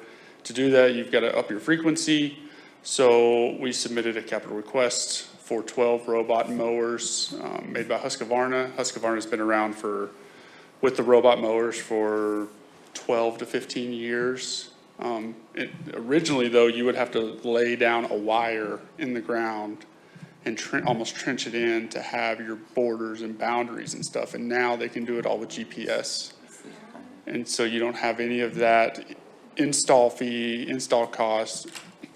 So we think that actually after the first year, it'll be the same price as if we had paid a contractor, will be roughly. So every year after that will be profit or savings, essentially, in the cost. And we should be able to, the size of mower that we had versus the size that we've allotted those mowers to mow, and setting up schedules around baseball and softball, we think we'll be able to mow them 3 times a week. And actually, it hit me. I've seen those in Reeves. We're working out the kinks. I thought Reeves would be a good initial application for it because they're inside the fence. There's controlled schedules. You know, we still have issues sometimes with, I don't know if it's kids or adults. Kids are blaming the adult, or the adults are blaming the kids, but I'm not sure if that's the case or not. But we're still working through a couple of kinks, and because they run off of towers and radio communication throughout. So we found a couple of dead spots, but we're working through some of those. But I'm definitely seeing a difference, as we haven't, compared to other places, we haven't had them mowed by contractor yet. So How big are they? Because I cheated and I looked them up, but I mean, it looks like they could be almost any size. I think they're like compared to that. So front to back, they are probably about like the size of this tabletop. They only mow probably like a 14-inch wide width because the blade is so far underneath it for safety reasons. And they have lights on them, not because the robots need to see, but so people can see them. And right now they start mowing at about 9 o'clock on some fields, midnight on almost all of them, and then they mow all the way until their battery runs out. Then they'll go charge up, and then they come back and they start again until about 4 p.m. in the afternoon. So we don't have houses too close, so it's not going to be a noise issue either. There's no noise. They're electric. That's why you have to have the lights on them at night, because you can't hear them. They're electric. And if you It's like Wall-E, they just come out of nowhere. Well, and when they initially came out, I demoed some at my previous employer, and they would like bounce off the corners like ping pong. And now they go down and back just like a mower, so you can kind of tell where they're at in their process as we check on them. But yeah, So that's the answer. That is really. I monitor them. I check them daily on an app. As we're working through the kinks, especially, we're going through a couple of things. The technician is local. The company that manages them is local. And we were the first ones that I know of regionally that has them. Although I have heard that the state capitol recently issued a PO for it. Yeah, I think like 2 weeks ago they came out and I saw them, because I work right up Yeah. at the history center. And I saw the mower going and there was no one around. And I was like, what's happening, right? But, The revolution's happened. yeah, it was pretty interesting. And then they told me that OU has actually issued a PO for some as well. And they've got sensors on them, so if, you know, like a 1-year-old or 2-year-old that's walks in front of one while it's mowing, it will stop. And anytime it's lifted, the blades immediately stop. And it has anti-theft, and it's the most annoying. It's like trying to carry off a fire alarm. Like, is what it is. They have GPS also. They do, yeah. So are these actually on the field during games, or No. they have like a little home they go to and then they come out? Go in charge. Oh my gosh. We're building houses for them, to kind of, I think sun's probably the biggest issue because they have batteries. But they have like routes that they go on, they go the same route every time to a location, and then they pick up at one side and start mowing. Can you set these up to run like at midnight, that we don't have Yep. to worry about? They do. Could Yeah. they be used at Westwood Golf Course and stuff?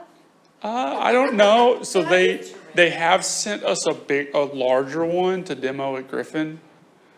So we're gonna try one out there with Steve and see how they like it.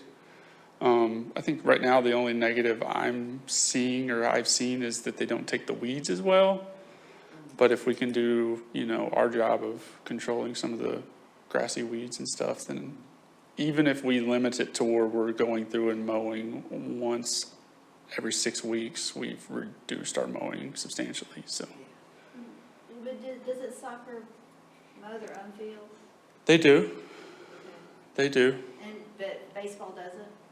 Baseball is not. Okay. But That's not part of their contract. So I was curious as to. I think soccer could at some point need the same thing, so we're gonna let them demo the other one and see what happens. And as the new technology comes out, I've been out there with Steve and we've demoed robot painters and different things like that. So we're always looking to try to make things easier and cheaper and more efficient. And so since you don't have to put in the wires, they're just geofence, Mhm. right? Yep, so Someone couldn't walk off with this thing. they could, but it would be like walking off with a fire alarm and we wouldn't know where they And went. like that, it's loud and heavy Right. and annoying. And Yeah, They wouldn't be able to they don't use weigh them. much. They wouldn't be able to use them. Well, right. I mean, Yeah. but as we It know, actually some people think, oh, We actually tried, so baseball and softball both have temporary fences that they sometimes put out that are fabric. And so we tried to put in a geofence around the temporary fabric. And all it was this small little line that we walked where the posts go. And what was happening was we had to take them out because the mower would get to that point, which is only 2 inches wide, and it would tell us that it's out of its mow zone and was stalling out. So we had to just delete them and say, okay, we got to make sure that these are out of the way.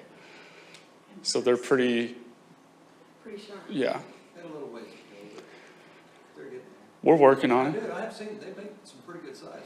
Yeah, they're coming out with some bigger ones, but the bigger ones I think were like 5 times Yeah, the one cost. looking at them, $80,000. We paid $5,000 a piece for 12, so not too bad. I think we almost paid that in labor last year. And How long do they take to charge? not long. They're actually and they're really low voltage. So it's like they run on like the same cable that charges your laptop. So So do you have to shut them off when it's wet? We keep them out of areas. So like this morning, like the fields were still fine because they're not going into the dirt, the skin area. So we went ahead and let them go, but we kept them out of the common areas where it's a little more muddy. Do they get dirty? Do the blades get dirty? They do. They're actually like a razor blade. So they have a large disc underneath that if it were to hit something, it would like bounce back on its own and then keep going, kind of like what's called a flail mower. But really, the blades are pretty cheap, and we replace them every month. Or right now, we have a 2-year contract that it was included in the purchase for the company that sold them to us to come out and change the blade on them every 4 weeks. So we've been working on that. What else you working on? And then that's the fun stuff. All of it's fun, but we also, if you've noticed around town, our plants have gotten smaller. We've done all of our annual cutbacks on our vegetation along streets and in parks and City Hall and anywhere where we had grasses. Because of, I won't mention too much about it, but we had our St. Patrick's Day fun run, so we wait to mow our native areas after that, because what we found the first year that we did the St. Patrick's Day fun run at like Ruby Grant, you could barely tell where the trail was after we mowed all the native grasses down. So now we just, streets department helps us with that, because they've got the larger brush hogs. It's a little late on the timing, but we did it last year and we had a great, we had a great wildflower bloom at Ruby Grant, and it really looked good. So I don't have any reserves on doing it again and continue to do that. It gives their run a really nice aesthetic because you've got really mature vegetation, and you're kind of running through a tunnel, and nobody gets lost, and they know exactly where to go. What? I know. But He's confirming. But some people get like they turn down the wrong trail if it's not If it's as. all mowed, they just run off into the field. Yeah, it's harder to tell in a couple of spots. So we did that. We're doing pre-emerge for weed control in our sports fields. We do about 60, almost 70 acres of sports field weed control. So for now that Griffin's expanded and Reeves and stuff. So we've done that. We also do that in all of our community parks. So as James said, medieval fairs at Reeves, which makes me sad a little bit because I was out there and it looked so nice earlier this week. Be a muddle on Monday. But that's okay, it's worth it. And then we also have started our scalping that we normally do throughout the parks to kind of get rid of that old vegetation, and everything's turning green, so we're getting the mowers out, getting them tuned up and ready to turn loose. And that's, for the most part, I think the only big storm damage that we had was because of the wind that we had in the middle of March, where we had a couple of days of 50-mile-an-hour winds. We lost, we had a couple of trees fall across some roadways. We had nets at baseball came down. One of the dugout tops blew away. So we had quite a bit of damage from the yeah. So we installed the weather stations. If you were out at Saxon, Ruby Grant, or Sutton today, we had our lightning alert went off, and message goes out telling everybody, that lightning's in the area, but it also has wind readings and stuff, and we had I think the highest I saw was 53 miles an hour at Ruby Grant. So definitely in there. Any questions? Other than the robots? Husqvarna. So they're a long-time manufacturer of power equipment. Husqvarna, Husqvarna. I don't know if there's a Q or not. There is. Hey, real quick, co-production note, Wade's guys are gonna help us. We have if you haven't seen on our social media, we have a tree planting project in Griffin Park in, next week, did you say? We're gonna try next week. We're Hopefully gonna try next week. dry out a little bit. But. We got several trees that we're getting. Colin's gonna go get them from Sunshine Nurseries. We're gonna plant kind of along Robinson Street, kind of green that up along all that parking. So if you wanted to sign up, you can certainly help. His guys are gonna come with the auger and dig some wide, shallow holes, and then we're gonna have sign up opportunity. I think there's like 12 or 15 people already signed up to come help plant some What's trees. the date again? I don't know off the top of my A head. Thursday? Is it a Tuesday? Well, you need to go to our social media and take a look, 'cause I apparently don't know. This upcoming week? Oh, sorry, no. I think it's Thursday, I think it's Thursday of next Anytime week. before I the really think it's Thursday next week. Yeah, I'm sorry. Okay, I think so. thank you. Yeah. Mitch, what's your next? I don't have anything cool like lawnmowers. I know. I've just got boring stuff like recreation. I have humans at Drew Oh, Works, so let me I tell you about know. that. You can say you hired robot Yeah. Roombas at YFAC too. And, Actually, YFAC does have some robot cleaners that do the floors. So, And but they were there first, by But the way. I have no idea about the technical specs though, so sorry. That's not really in my wheelhouse. So what are the humans up to, Mitchell? The humans, I mean, we got some stuff going on. So our spring egg hunt is coming up April 18th at Andrews Park here. And this is always one of my favorite events. It's kind of one of those bar set events that a bunch of other parks and recreation or recreation managers that kind of look at each other and they judge each other off of their Easter egg hunt because it's not like the giant event. It's not a 4th of July celebration. So it's like how much detail, what can you do cool or new or unique? So we get judged off of that, but we do a fantastic job with it. We'll have around or over 10,000 eggs and over 800 pounds of candy to give out there, and we separate it out by ages, and then everybody, it starts at 5:30 with a bunch of fun activities. We've got some food trucks, we've got face painting, we've got Pioneer Libraries out there, Nothing Bundt Cakes out there. And new this year, we're gonna have a petting zoo with a bunch of different like small animals like bunnies. Yeah, I was like, that was definitely a requirement, the bunnies. And I think they told us, and I can't remember it off the top of my head, one exotic animal. I don't know what that's gonna be. Snake. I hope not a snake. It's a grizzly bear, everyone. I was like, it would be great. I don't know if the kids will love it as much as possible, but it'd be fun. We'll do it. One of the unique things we do with this event too is we always offer an accessible option. So we create a small area that's kind of sectioned off of the regular routes, that one is wheelchair accessible, and two, a smaller area that's a little less noisy for kids with, that are non-neurotypical or anything like that. Yep, sensory. So that's a unique thing we do. But actually, one of the weird ones, we do this that I think is very special. We let everybody go at the same time. So it's a really fun event.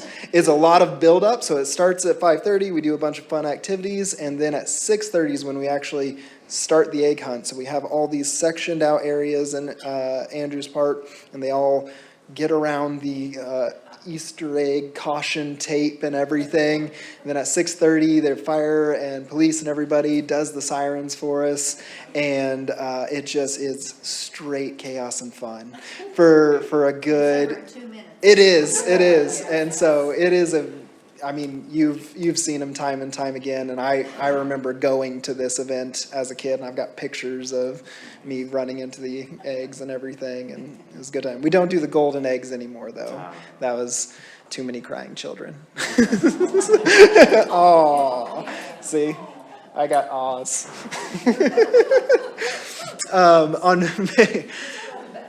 No. I liked the We golden even had parents going to Hobby Lobby and painting golden eggs. and faking it. Bringing them in. Yeah, I was like, it was a good, I like the idea. It's just hard to execute at a certain point, especially with as big as it's gotten. We'll see around 2,000 people in that park go through. So it's a lot. But we've also got May 4th. We have our May the Course Be With You 5K at Legacy Park. And so it is a Star Wars themed 5K. It's going to be super fun. We've got some dress-up costume stuff. We also have, if I can remember it right, Jeff's going to be mad at me, run ambassadors. So we've got 4 people that will be dressed up in costume, and they've got 4 different pace levels that will have a music attached to them and dressed up in costume to play different Star Wars theme music and everything. So we've got 4 people spread out through there. So as you're running, you will get, the same spirit of Star Wars as you're going through. And I'm really, really excited to see that one. And maybe next year we'll do it at night, but it's during the day. Because I just want to have a bunch of lightsabers running through the park. That'd be really, really something special. We also have our Mom Prom, which, much to our great planning, is the very next day, or the day before, sorry, May 3rd, the Saturday.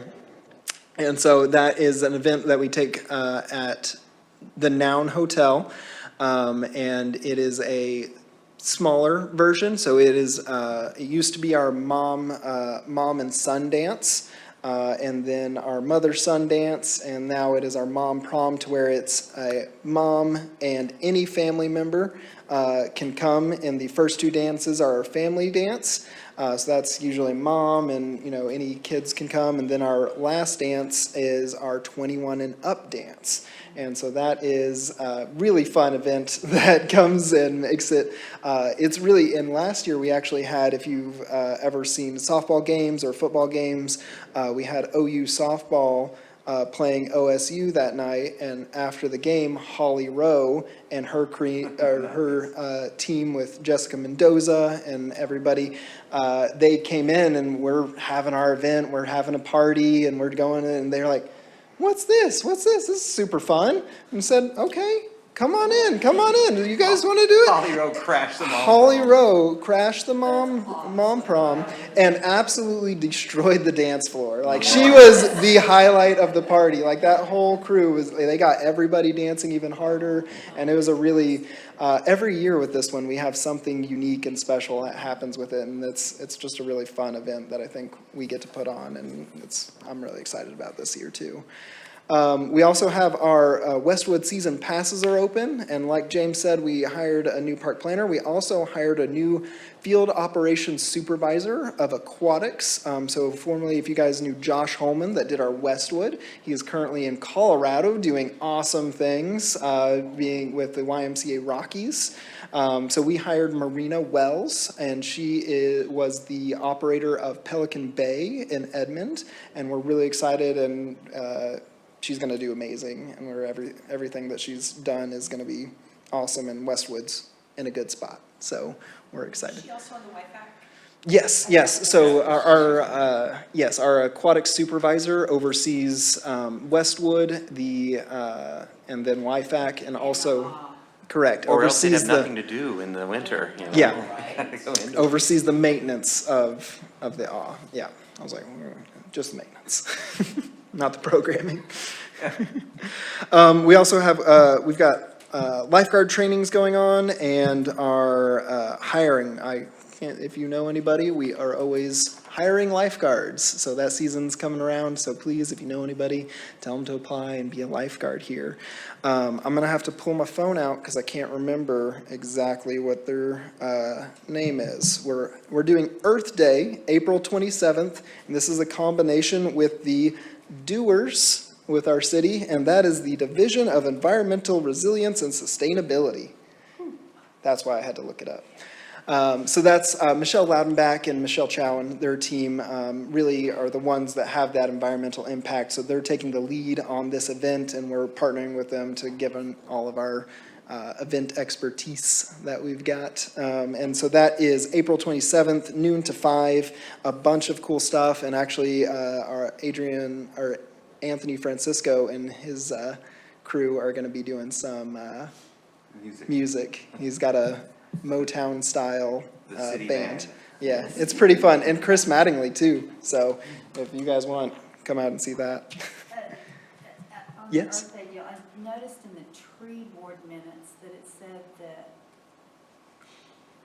the park board would be having a booth there. I would assume it was probably Park Foundation. Park Foundation. Okay, that's why I thought, well, I didn't know if. No, it's Park Foundation. Okay, Park Foundation. Okay. Just checking. Yeah.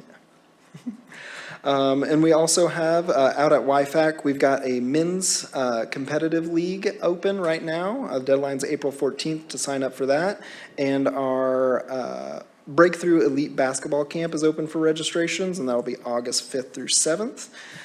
Finally, we've got registration open for our youth summer camps out at 12th Avenue and Irving this year. So we will not have a summer camp at Whittier Recreation Center this year. As some of you might have heard, we had some issue with some mold out at Whittier Recreation Center, and so that is under construction and doing things like that. So we won't be able to have our summer camp, but we did increase our capacity at 12th Avenue to take in some of those kids. We weren't able to exactly get the amount of kids back, but we're hoping. And for those of you that, I think, Jason, it was last meeting maybe, we've officially sold the rec centers to the Norman Public Schools, but we will still be able to operate after-school programs and summer camps out of those facilities. We'll still lease those after-school sites back from them for like $1. So, yeah, that's what we've got going on in recreation. Any questions? Yes? So I heard you mention about pools, and you were talking about pools. Yeah. Did you mention the Adult Wellness Center? Yes. So how does that fit in there? Norm, talk about that. Sure. So the Adult Wellness and Education Center is operated by Healthy Living Norman. So they're the third-party operator. And so in part with their our agreement with them, we actually oversee the maintenance of the pool for the first 5 years of operation. And so with our expertise in pool maintenance, we're training and overseeing and making sure that's operated at the highest level for the next 5 years. So you go out and you do the daily testing of the water And all that. luckily, now it's pretty cool. It's Vinny does it, and it's done with an app now. Yeah, it's pretty high tech now.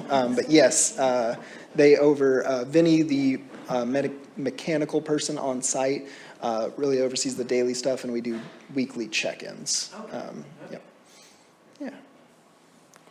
And the reason why they do it, I think that other facilities, not Norman, but it's like Oklahoma City, they've had an issue with the Correct. pools not being maintained, and they've got Yes. into some expensive repairs, and so we just decided, hey, we'll go ahead and oversee these to Correct. keep from that. That's the goal. All right. Anything else for Mitch? Thanks, Mitch. Thank you. Thank you. We don't have any public here for public input. Is there any other miscellaneous? The only thing I have is we're going to do park board. That's the note. Next month, traditionally in May, we do a park tour. If everyone is willing and able to do that, we will gladly accommodate. We may have a plat, knowing that, so we may have to have a quick meeting and look at a plat and do that decision, and then adjourn immediately into a van or however we're going to do that. Input, anybody want to see anything in particular that we can put on the list? Otherwise, we'll come up with a list of fantastic things that we can I show want to see you. these robots. Reeves Park Robot, we'll have to go at midnight, but we might be able to stop by and see one. This is asking a lot, but I'd kind of like to see Falls Lakeview. Falls Lakeview. I know we'll have to go all the way to Egypt. You want to see just the state of the. new park. Okay, can do. We started with that park, so. Oh, wow. I mean, our kids started playing baseball there, and we took care of that park for them for years. Okay. So, We'll chase all the coyotes out and get it. No, I'm just kidding. there's more than that there. No, that's fine. Anything else? Anyone in particular? We generally every year new members. Is it once a year? It's only once a year. We generally kind of go around and just see some things that we've been working on. Oftentimes we have new projects that we've completed or new things that we want to do. Like when we were bringing up the Norman Forward stuff, we went to tour like some sites where we thought we might want to build a community park and things like that. So we have plenty of projects to show off. We'll be glad to show you that. Oh, the William Morgan? Well, let's see, yes, complete opposite directions. So. Well, that might be But- close to doing one. So William Morgan. William Morgan Park, but we'll see. Well, there's nothing going on. Well, there, but we can certainly show you. It coming back It'd from. be a drive-by. Yeah. I guess if you go all the way out to. It- it- it's- She's using this I know, opportunity. it's funny because I knew I'd you get say in that, trouble but for we this. went to the Falls Lakeview, we went to have a community meeting there one night, and the people out there were talking about, well, this is the Falls Lakeview area. The people south of the lake are they kind of see things, like the Little X and the Falls Lakeview treat themselves as like, well, we're very different communities. Like they're both They rural are, East but they're Norman. all So it's like, well, it's not all the same because It's I wasn't saying how it anything. is, isn't it? It's just, it's funny because it's like, oh, no, we're not, we don't do that here in the north part of the lake. That's the south part, but we're happy to go anywhere and everywhere. So, yeah, we've got some other things. I mean, we might wanna, go by some and see, like, if the pickleball and volleyball are lit up and done. We'll see how far we've gotten with that out there at the YFAC and to see the facility. It's certainly not an all-encompassing tour of the facility, but lots of driving bys and things like They that. typically bring a van in so that we can all. Yeah, we all be ride in it. together. So there's a van and there's, oh yeah, all art, Speaking of the art, yes. I thought that was supposed to be lit. Don't know, I'm not sure. I think it is. Is it still going to be, Mitchell? Yes. It should be. Been out to Ruby Grant in a while. We'll look into that. I mean, I don't know how it's lit. I thought it was supposed to be able to be, you see the colors and stuff at night, but when there's. Oh, I don't know. I don't know that. I'll look into it. The artwork, public art piece, the giant flower and butterfly. I heard that it was gonna be that way, yeah. And I just haven't ever really In noticed that fact, it's lit. I think somebody told me that when they saw it that way, but I haven't seen it that way. I don't know. I haven't seen it that way, We'll and look I'm into it. there when it's dark. Yeah, No. on Flood. Have you seen No, not on Flood. The one over there, the Adult Wellness Center, over there, the old Norman, over hospital. Oh, that. I thought y'all were talking about Flood. No, No, Finley. no, we're The talking about the flower. Oh, the owie. The senior center. Stop saying that. No, yeah. All right. Sometimes you just gotta. We will take notes, and if you have a sudden idea, let us know, but we'll put together a good tour. Okay, we are adjourned. Thank you all.